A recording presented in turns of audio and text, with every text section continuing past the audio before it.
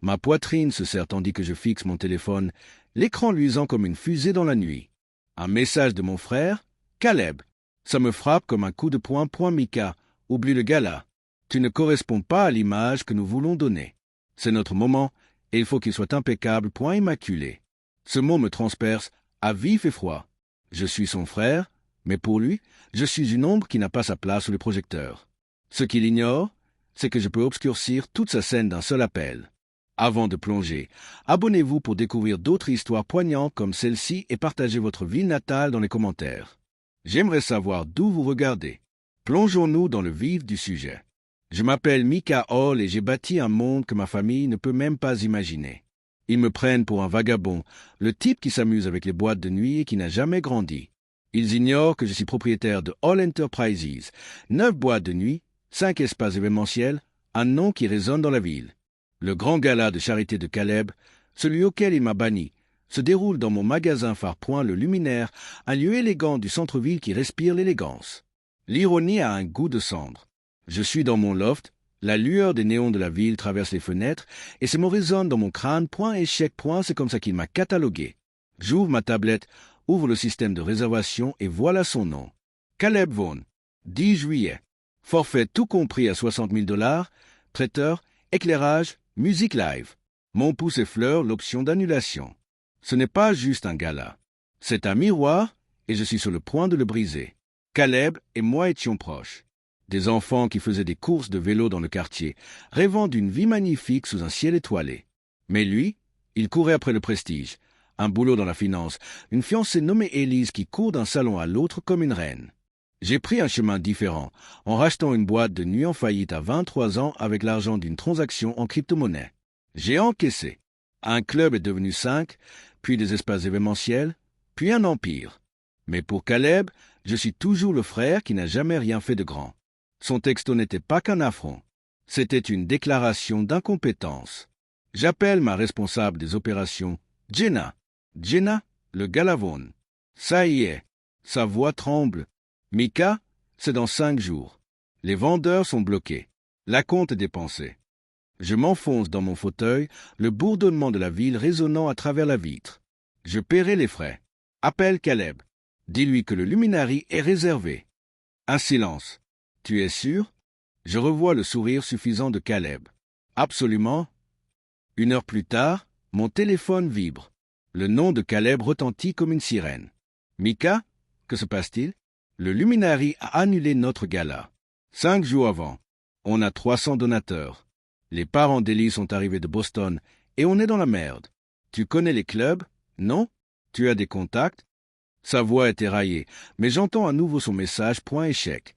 Je laisse le silence s'installer, lourd comme un brouillard. Alors, Caleb, tu me bannis parce que je ruinerai ton image, mais maintenant tu as besoin de mon aide. Il trébuche. C'est une crise, Mika?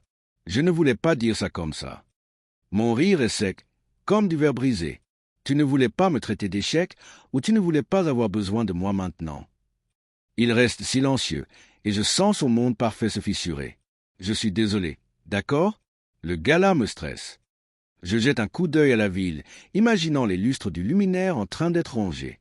Je vais voir ce que je peux faire, dis-je d'une voix calme et teintée de feu, sans garantie. Le lendemain, mon téléphone est devenu une zone de guerre. Papa, Mika, Caleb perd la boule. Peux-tu l'aider? Ma sœur Nora, le gala est un désastre. Pas de sale point soudain, je ne suis plus la déception de la famille. Je suis celle dont ils ont besoin. La contradiction est vive comme une brûlure. Caleb appelle à nouveau, la voix rauque. Mika, on n'a plus d'options. Toutes les grandes salles sont réservées.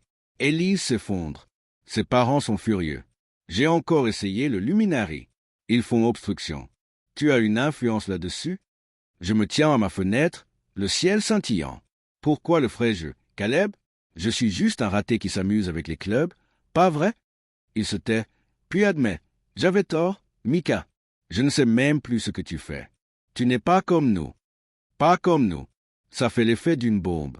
Pas comme toi, parce que je n'ai pas couru après ton genre de succès. Parce que j'ai construit quelque chose que tu ne peux même pas voir. Il reste silencieux, et je sais que j'ai profondément blessé. Samedi matin, Caleb appelle, sa voix rauque et suppliante. Mika, On a trouvé une salle de banquet à l'hôtel, mais c'est décevant. Élise est anéantie. J'ai besoin de savoir, as-tu une influence au Luminari?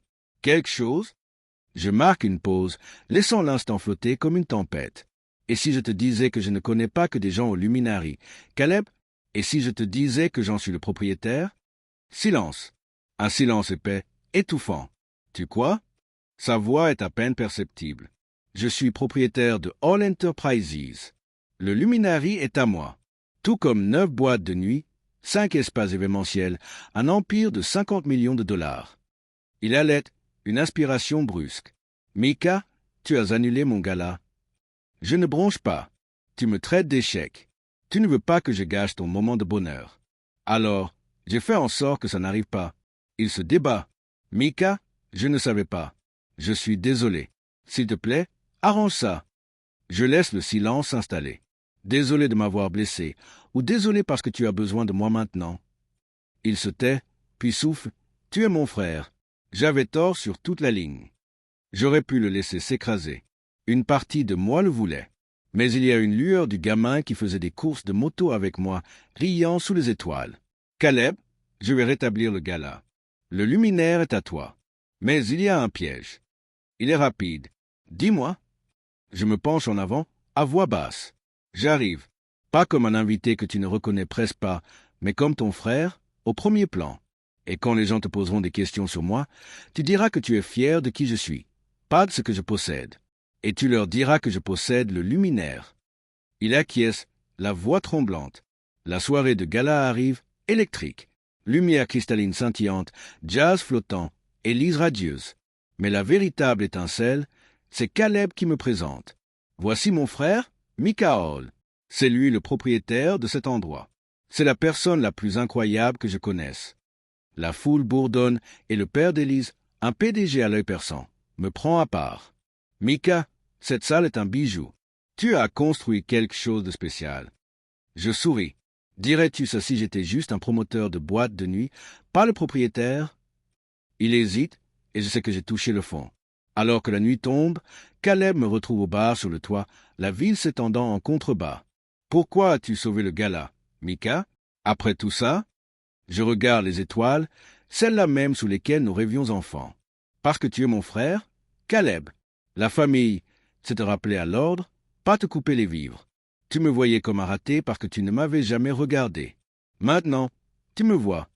Il hoche la tête, les yeux humides dans la pénombre. Je te vois, Mika. J'ai appris que la valeur ne réside pas dans la richesse ou le statut social. Elle réside dans le courage d'exiger le respect. Parfois, la meilleure façon d'enseigner cela est de faire ressentir à quelqu'un le prix de sa cécité. Que feriez-vous si un proche vous traitait d'échec? Laissez un commentaire. Je veux connaître votre histoire.